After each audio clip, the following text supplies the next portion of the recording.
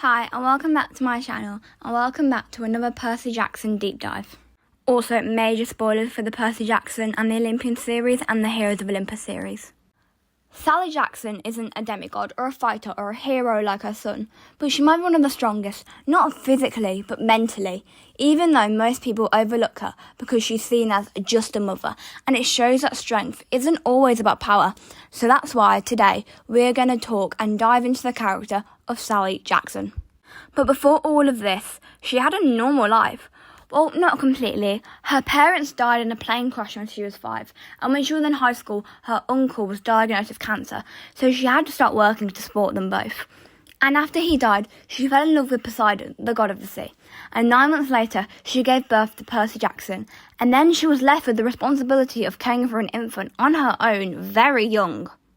And unlike most mothers we've covered, Sally was actually a good parent, and she tried to protect her son from the truth in hopes that he could have a somewhat normal childhood for as long as possible. And she helped him through all his struggles with his ADHD and his dyslexia and his behaviour at school, which she knew wasn't completely his fault. But when Percy was 4, everything changed. Sally married a horrible man called Gabe, and don't even get me started on this man. I hate this man so much.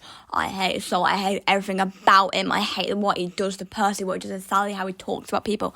Hate him so much. He deserves to go to hell, whatever you believe in, whether like punishment, Phil's punishment, Tartarus, whatever. He's going there. What's the worst? He's there. Hate that man so much. Okay, anyway. She endured a very toxic and very abusive relationship for Percy's own safety. She sacrificed her whole identity and life just so Percy could be safe and happy.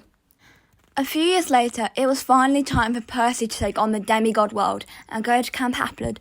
Previously, Sally put this off for as long as possible, trying to protect her son on her own, and she knew it was dangerous for him. But instead of keeping him near her, possibly hurting him more, she let him face his world. And that's one of the hardest things she does. But then, she is taken by the Minotaur, and Percy, at just 12 years old, has to face grief and pain on his own, while exploring a completely new and magical world. A while after, it's later revealed that she was alive, and it brings back a sense of hope and happiness back into the book. So it shows that she wasn't just a mother, but the emotional purpose and motivation of the story.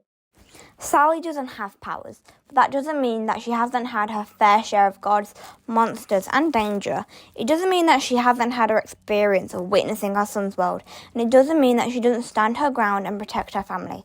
So she may not be strong with her fists or with her weapons, but mentally, emotionally, she's one of the strongest. She represents that quiet resilience, protection, and unconditional, consistent love actually not a lot of parents we've covered feel towards their kids.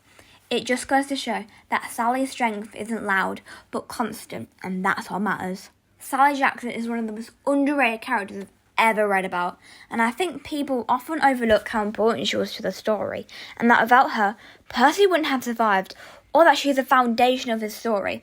She didn't need powers to survive or be strong, because she was already surviving. Not surviving, thriving. I know that sounds kind of cheesy, but just roll with me. Whew. So, hope you enjoyed another one of my videos. I was thinking of doing Clarissa LaRue next.